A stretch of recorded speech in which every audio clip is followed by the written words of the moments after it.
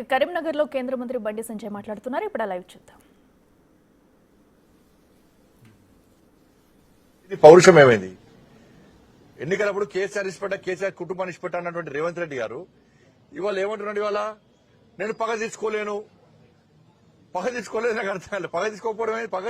పగ కారణం ఏంది? ఇప్పుడు కేసీఆర్ కుటుంబం పడ్డ అవినీతి విషయంలో విచారణ జరపాలంటున్నా. అవినీతికి పాల్పడ్డ కేసీఆర్ కుటుంబాన్ని లోపడేసి తొక్కాలి అంటున్నా, లోపల పంపాలి అని నేను అంటున్నా. అంటే అవినీతికి పాల్పడ్డ కుటుంబాన్ని లోపడేస్తే ఇది పగ తీసుకోవడం అవుతుందా? అక్రమాలకు పాల్పడే వ్యక్తుల మీద కఠిన చర్యలు తీసుకోవడం అంటే ఒక ముఖ్యమంత్రి స్థాయి ఉన్న వ్యక్తి పగ తీసుకోవడం అవుతుందా?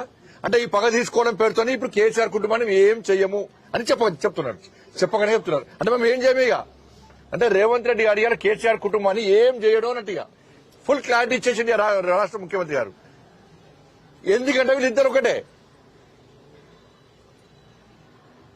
పగ తీసుకుంటారని చెప్పి తెలంగాణ సమాజం ఆలోచిస్తలేదు.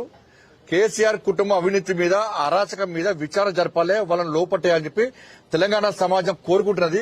మిమ్మల్ని నమ్మి మీకు ఓటేస్తే ఇవాళ నేను పగ తీసుకోను, అటువంటి ఆలోచన లేదు అంటే ఇక మేము ఏం చేయమన్నట్టుగా ఏమేయాల ఫోటో కేసు ఏమైంది? ఉన్నోళ్ళందరూ బెయిల్ తీసుకున్నారు. ఉన్నోళ్ళందరూ బెయిల్ తీసుకునే విధంగా కాంగ్రెస్ పార్టీ ప్రభుత్వం సహకరించింది. అడ్వకేట్స్ పెట్టలే, కోర్టులో వాదించలే.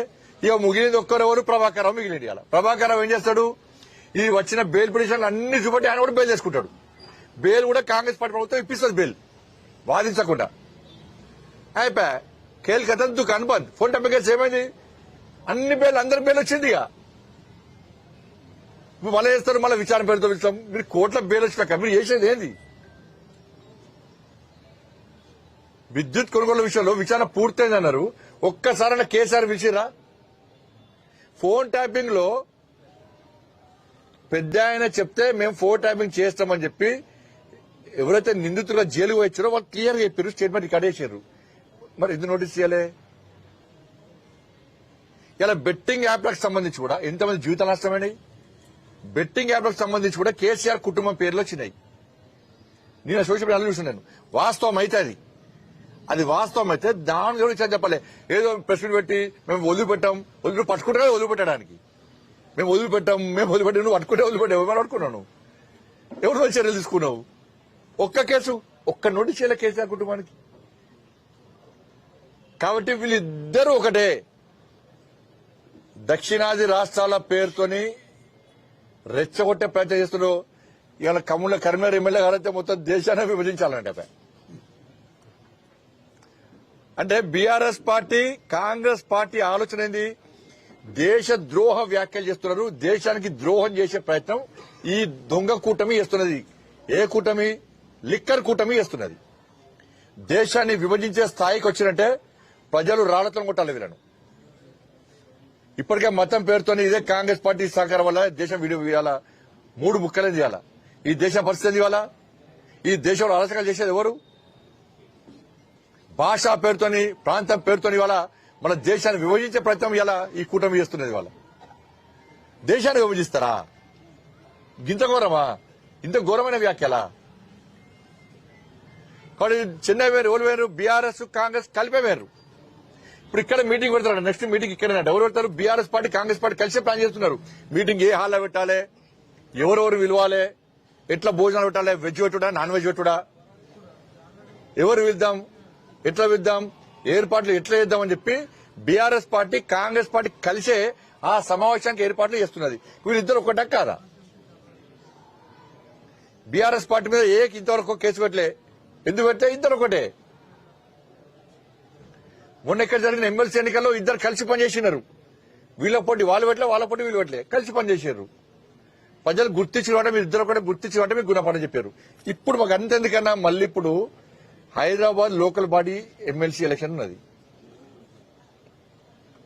ఎంఐఎం పార్టీని గెలిపేయడానికి కాంగ్రెస్ పార్టీ ఎన్నికలో అభ్యర్థిని పెడతలేదు. రేపో మాపో అధికారికంగా ప్రకటించే ప్రయత్నం చేస్తున్నది. ఎంఐఎం పార్టీని గెలిపించడానికి బీఆర్ఎస్ పార్టీ కూడా వాళ్ళ ఓటు దానిలో ఎవరుంటారు? కార్పొరేటర్లు, జిహెచ్ఎం సంబంధించి ఎమ్మెల్సీలు, ఎమ్మెల్యేలు ఉంటారు.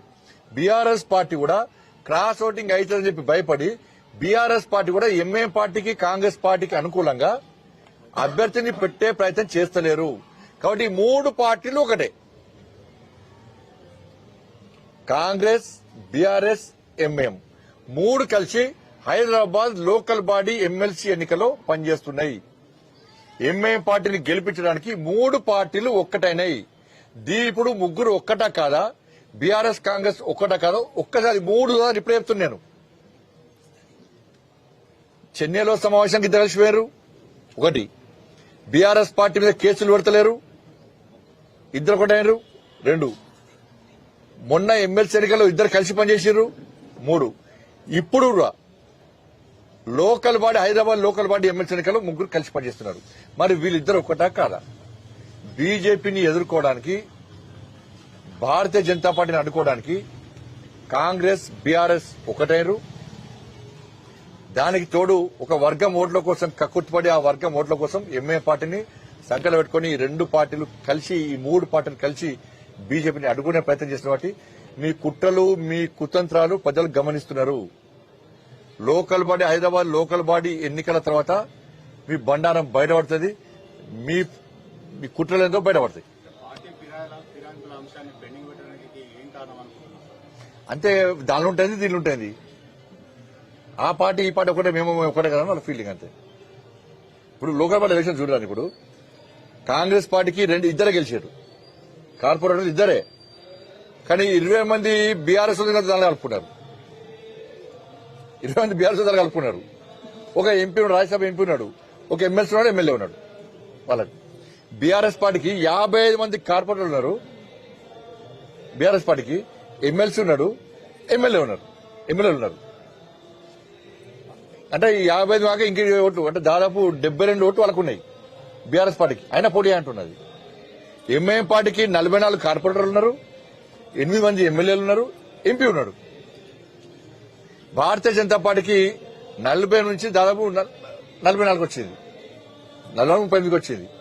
మాకు ఎంపీ ఉన్నారు, ఎమ్మెల్యే ఉన్నాడు, ఎమ్మెల్సీ ఉన్నాడు. మాకు బలం లేకుండా పోటీ చేస్తున్నాం. మేము బలం లేకుండా పోటీ చేస్తున్నాం. వాళ్లకు బలమును కూడా పోటీ చేస్తలేరు. వాళ్ళ పార్టీ నాయకుల మీద, వాళ్ళ పార్టీ కార్యకర్తల మీద వాళ్ళకే విశ్వాసం లేదు. ఏంటంటే ఎంఐఎం పార్టీని గెలిపించాలని చెప్పి రెండు పార్టీలు ప్రయత్నిస్తారు. తెలంగాణ సమాజం ఆలోచించాలి.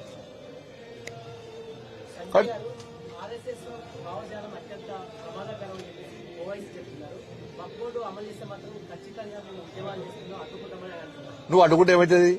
నువ్వు నిరంజన్ నువ్వు పార్లమెంట్లో నీ తాత వచ్చి అడ్డుకున్నా కూడా ఆగదు. అది 100% జాయింట్ పార్లమెంటరీ కమిటీ వేసారు. అన్ని పార్టీల కోరిక మేరకు, అన్ని పార్టీల విజ్ఞప్తి మేరకు ఆ జేపీసీ అనేది దేశవ్యాప్తంగా పర్యటించింది. అందరి అభిప్రాయాలు తీసుకున్నది, ఒక నివేదిక తయారు చేసింది. ఆ నివేదిక అనుగుణంగా రేపు పార్లమెంటుకు ఎప్పుడైనా ఆ బిల్లు రావచ్చు, ఆమోదం పొందడం ఖాయం.